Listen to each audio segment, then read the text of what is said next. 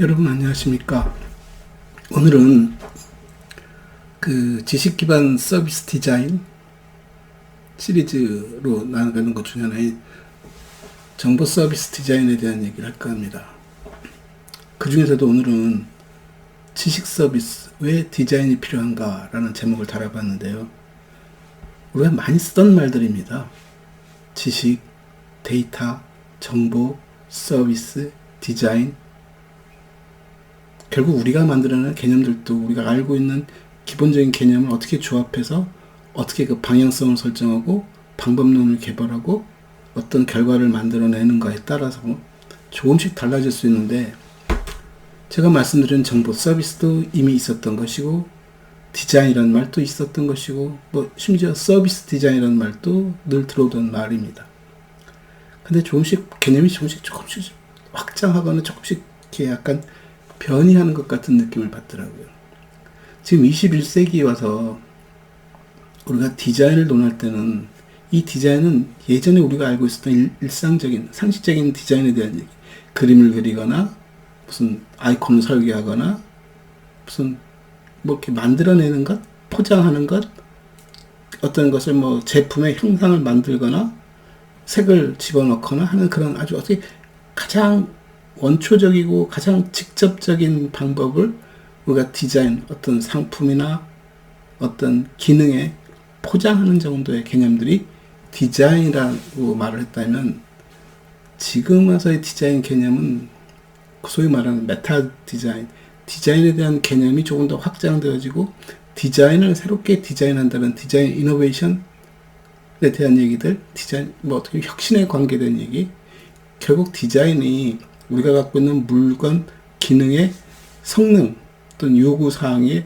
덧붙여지는 하나의 그냥 보상, 좀 선택적 어떤 취향을 넘어서서 전 과정이 다 녹아있다고 볼 수 있는 거죠. 즉 디자인이라는 말에는 설계라는 말이 같이 들어가 있는 것이고, 설계라는 말에는 니드와 프로세스와 결과들이 다 함축되어진, 피드백까지 포함되어진 전 과정을 담는다라고 봅니다. 그래서 정보 서비스라는 것이 우리 문헌정보학, 나와서 도서관, 사서 선생님들에게 굉장히 익숙한 용어이기도 하죠.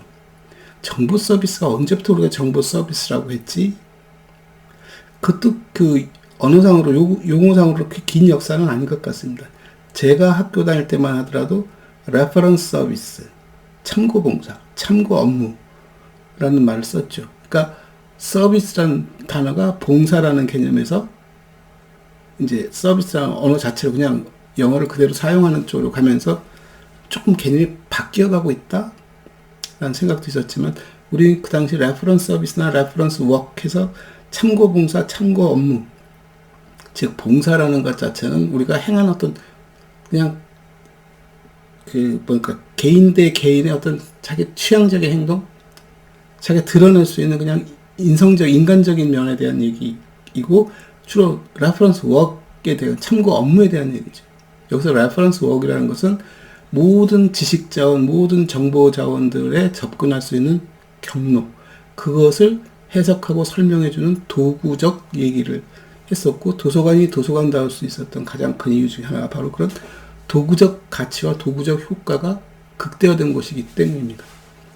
결국 정보 서비스, 지식 서비스의 발전 과정에서 놓고 보면 초기의 도서관들에는 데이터를 담고 있었던 것이고, 데이터를 갖고 있었던 것을 도서관이라 하지 않고 무언가 추가되었을 때 우리가 데이터, 도서관이라고 말하는 이유는 그런 데이터들이, 그런 책의 더미들이, 물론 5,000년 전에는 책이라고 부르는 것들이 파피루스이거나 점토판이거나 주로 그런 것들이었겠죠. 서양 세계에서는.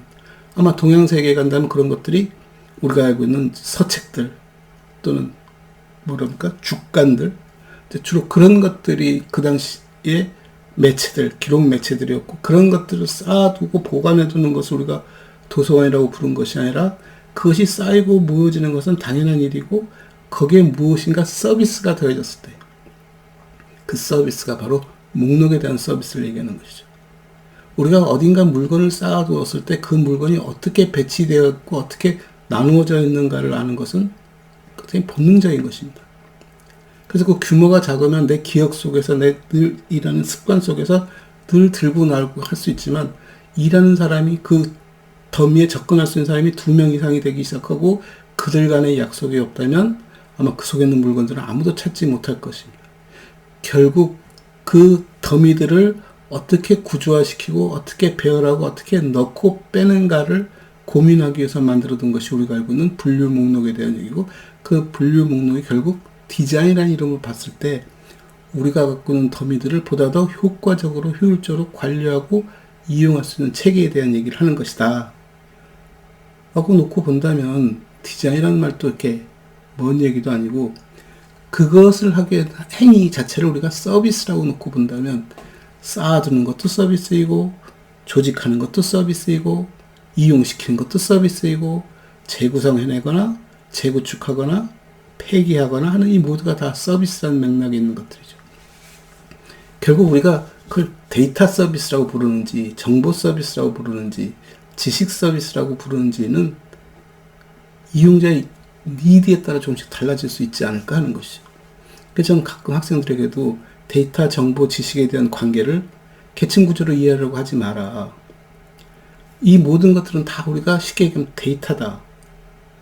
그 데이터들을 우리가 어떻게 해석하고 어떻게 활용하느냐에 따라서 어떤 사람은 정보라고 부를 수도 있는 것이고 어떤 사람은 지식이라고 부를 수도 있는 것이고, 다만 정보라고 부르는 사람들도 정보라는 것이 실체한다기보다 어떤 데이터들 또는 데이터 더미들이 갖고 있는 가치에 대한 얘기, 그 가치는 불확실성을 해소하기 위해서, 내가 갖고 있는 불확실성을 해소하기 위한 중요한 단서가 되는 데이터들을 우리가 정보라고 부를 수 있고, 그 정보를 일반화시키고 보통 명사화해서 누구나 다 그냥 정보라고 말한다. 왜? 사람들이 데이터를 찾는 목적이 가치를 발견하기 위한 것이고, 그 가치는 자기의 불확실성을 제거하기 위한 것이기 때문에 상대편 역시 저 친구가 찾는 데이터는 저 사람에게 굉장히 중요한 가치를 담고 있는 것이야 해서 미리 예견하고 정보라고 말하는 것이고, 우리가 수집하는 것들도 불특정 다수에게는 그럴 만한 가치가 있는 것들이라고 전제했기 때문에 그걸 수집하는 것이죠.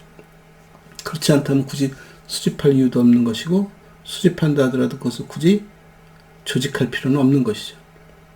그래서 지식 서비스라는 말 자체는, 정보 서비스라고 부르든 데이터 서비스라고 부르든 지식 서비스라는 것 자체는 이용자를 전제하고 이용자들에게 그들이 필요한 데이터를 제공하기 위한 과정에 대한 얘기를 하는 것이고, 그 과정이 결국 사람들에게는 효율성에 대한 얘기일 수도 있는 것이고, 어떻게 보면 보다 더 가치 확대 또는 부가가치의 생산, 여러 가지 효과들을 놓고 봤을 때 그걸 어떻게 설계하고 어떻게 운영하느냐가 지금 굉장히 중요하다는 것이죠. 이미 우리가 수천 년 동안 데이터를 관리해 왔기 때문에 그 데이터의 중요성과 그 데이터를 필요에 따라서 우리가 가공하고 조직하고 제공하고 하는 그런 서비스가 필요하다는 것을 다 압니다. 그것이 뭐 문헌정보학에서만이 아니라 모든 세상 만사가 다 그렇습니다. 근데 그런 데이터들을 구하고자 할 때 어떻게 하면 빨리 구할 수 있고 어떻게 하면 정확한 데이터를 내가 찾아갈 수 있을까를 보여주는 방법이 굉장히 다양하다는 것이죠. 그 다양성 속에서 결국 효과가 나오는 것이고 가치가 드러나는 것이고 부가가치를 생산해낼 수 있는 것이고, 사설을 통한 서비스도 역시 그것을 잘 해내기 위한 하나의 방법론에 대한 얘기이고 하나의 구성에 대한 얘기를 하는 것이고, 사서의 역할이 바로 그런 것을 어떻게 잘 설계하느냐가 사서의 몫이라고 놓고 본다면, 그러죠. 정보 서비스, 데이터 서비스, 지식 서비스 하는 이런 말들은 전부 다 여기에는 우리가 이것을 어떻게 구성하고 어떻게 보여주고 어떤 과정을 겪느냐에 따라서 그 효과와 가치가 달라질 수 있겠구나 를 생각해 볼 필요가 있다는 것이죠. 과거에 19세기, 20세기 동안은 그런 것들이 태동하고 자리매김하고 그 자리매김한 것들이 상당히 오랜 기간 동안 다져지면서 익숙해지기 시작했습니다. 그 익숙한 것들이 있다 보니까 뭐 100년 전이나 지금이나 그 과정 전체가 그렇게 바뀌지 않았다는 것이죠. 그러니까 굳이 디자인이라는 말을 쓸 필요 없이 작은 개념의 소극적 개념의 디자인, 전 색을 바꾼다든가 뭐 서가를 바꾼다든가 건물의 모습을 바꾼다든가 하는 정도를 넘어서서 그런 서비스가 보다 더 효과적이고 보다 더 많은 데이터를 다룰 수 있고 보다 더 다양한 데이터를 다룰 수 있고 보다 더 신속하게 처리하기 위해서는 어떤 프로세스가 필요하지, 어떻게 재구성해낼까, 어떻게 설계할까 하는 부분에 대한 고민이 커졌다는 것이죠. 그래서 우리가 가끔 도서관 건축을 얘기할 때도 비슷한 맥락에서 접근해 볼 수 있습니다. 도서관 건축이 뭐가 중요하지? 제가 한 10여 년 전에 도서관 건축과 관련돼서 모 대학교에서 한번 패널로 참여해서 이런저런 얘기를 나눈 적이 있습니다.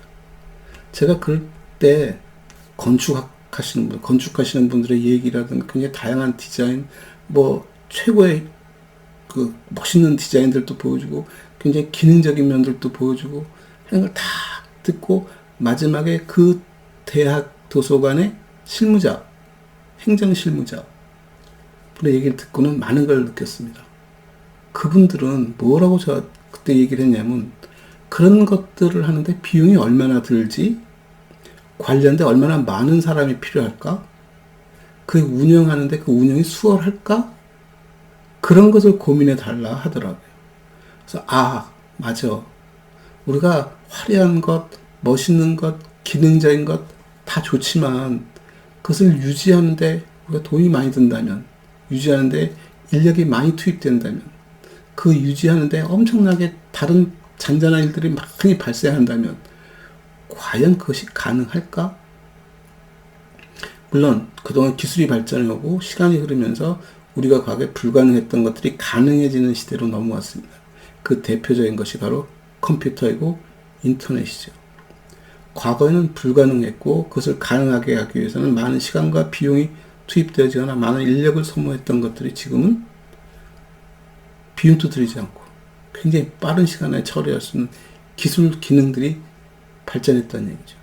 그것을 감안하고 놓고 보더라도 새로운 것을 디자인하는 과정에는 굉장히 많은 것들이 작동하겠구나 하는 생각이 들더라고요. 그래서 그 다음부터는 저도 어디 가서 얘기할 때 너무 기능 위주의 얘기를 하지 않습니다.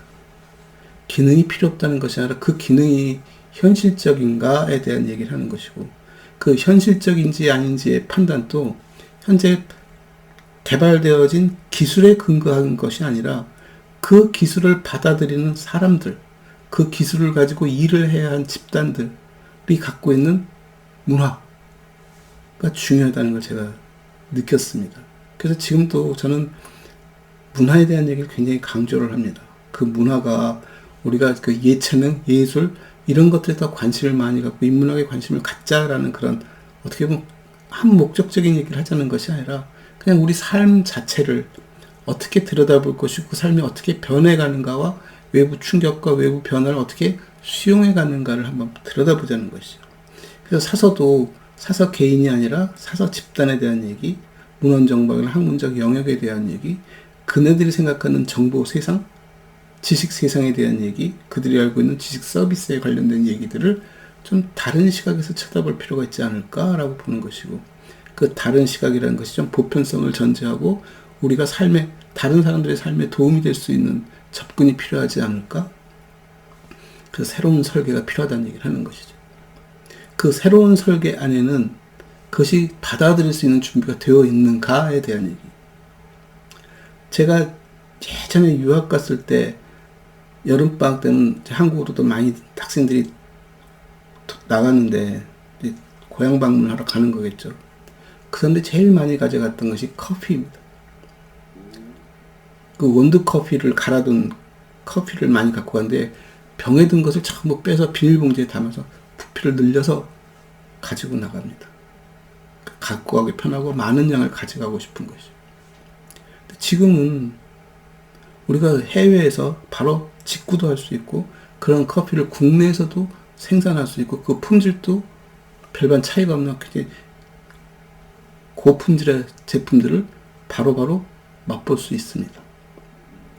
그것이 커피를 좋아하는 사람들이 예전에는 그 커피를 하나 먹기 위해서 자기가 가져야 할 때 그 많은 기술 환경들, 얻기 위한 노력들, 비용들을 따졌을 때 지금 굉장히 수월해졌죠. 근데 그 당시의 커피 문화와 지금의 커피 문화를 놓고 보면 그때는 우리가 소위 말하는 다방 커피들이 일반적이었고 그런 커피를 즐기는 사람들은 굉장히 소수였습니다. 그런 소수가 있었기 때문에 그런 커피 수입도 가능했지만 소수이기 때문에 그 당시에 그 커피를 만들어낼 만한 기반을 못 갖고 있었을 수도 있다는 얘기죠. 아무도 즐기지 않았으니까요. 그래서 지금 도서관도 보면 그런 일이 벌어집니다.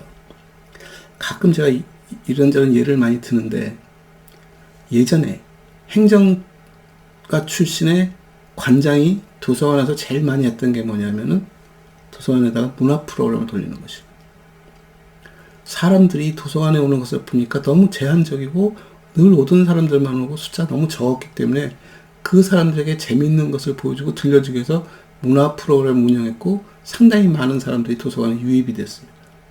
그 문화 프로그램 어디서 왔지라고 놓고 보면 그 당시 백화점들이 했던 문화 강좌들 해서 연유된 것 같다는 생각이 듭니다.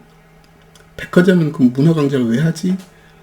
라고 놓고 본다면 20대, 30대, 40대 주부들이 그 무료한 일상에서 그 일상을 탈피하고 좀 새로운 지식과 새로운 문화를 받아들일 수 있는 채널이 필요했고 그런 사람들을 백화점으로 끌어들이고 그 사람들이 그 활동을 할 수 있게끔 도와주고 그 이후 백화점을 이용할 수 있는 고객으로 만들기 위해서 했던 것이고 효과는 대단했다고 봅니다. 지금 또 우리가 문화 프로그램을 많이 돌립니다. 근데 한번 보십시오. 지금은 웬만한 사람들은 전부 맞벌이 부부들이고 집에 가정에 남아있는 사람이 거의 없습니다.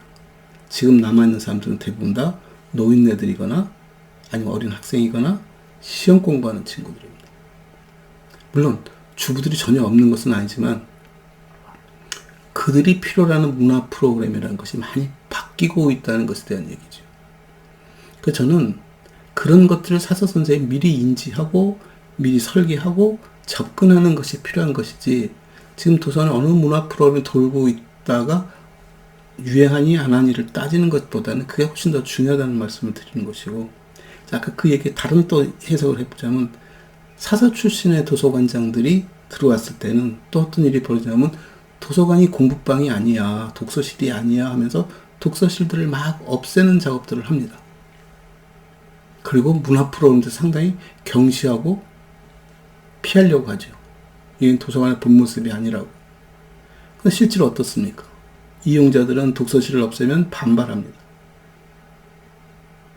우리가 도서관을 얘기하고 문헌정박을 얘기하고 정보 서비스를 얘기하지만 실제 이용자들에게 도서관은 공부방이었던 것이죠.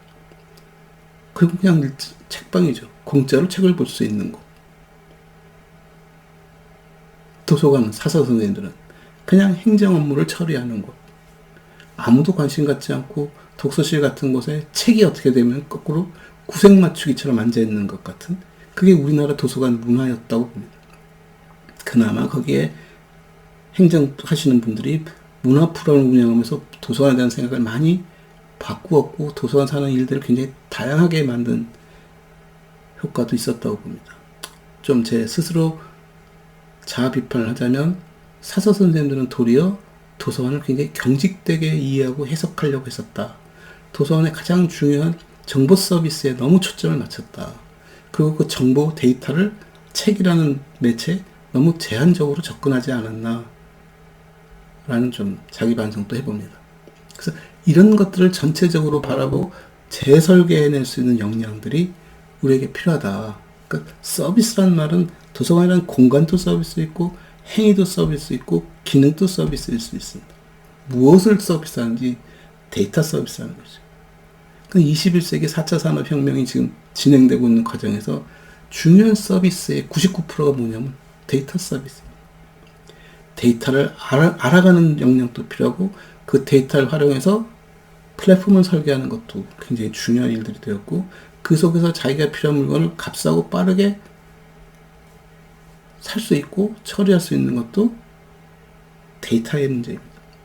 그 데이터의 비중이 그만큼 커졌기 때문에 우리가 정보나 지식이라고 말하는 한정적인 부분보다는 그냥 폭넓게 데이터라는 말들이 요즘 훨씬 더 많이 쓰이는 것이죠.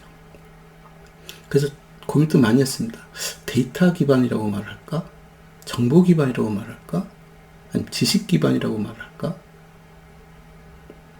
근데 문헌정박이라는 학문이나 사서라는 존재들이 처음부터 우리가 그런 기능을 분석하고 설계하는 그런 연구자의 위치도 아니고, 어떻게 보면 현업에서 이용자를 마주치면서 일을 진행하는 사람들이고, 우리가 취급하는 데이터들은 이미 어느 정도 1차적 가공을 거쳐서 사람들이 쉽게 접근 가능하고 인지할 수 있는 형태로 구성된 것, 즉 지식이라고 생각하는 것이고, 그런 지식들이 굉장히 다양하지만 그 다양한 지식들을 모두 다 처리하자는 것이 아니라 어떤 특정한 지식에 기반한 그런 서비스를 설계하는 사람들, 그게 사내의 몫이지 않을까 싶어서 지식 기반 서비스 디자인 시리즈로서 사서가 기획하는 정보 서비스 디자인을 제가 하나의 그 프로젝트로 만들고, 그 첫 번째 편은 제가 좀 작년에 전시에 대한 얘기를 툭 던진 것은 변화에 대한 얘기를 한 것이고, 매체에 대한 다양성에 대한 얘기를 한 것이고, 우리 역할에 대한 얘기를 한 것이고, 결국 디자인의 필요성을 설득하기 위함이었고, 이제 그 출발하는 과정에서 진짜 디자인이 왜 필요하지?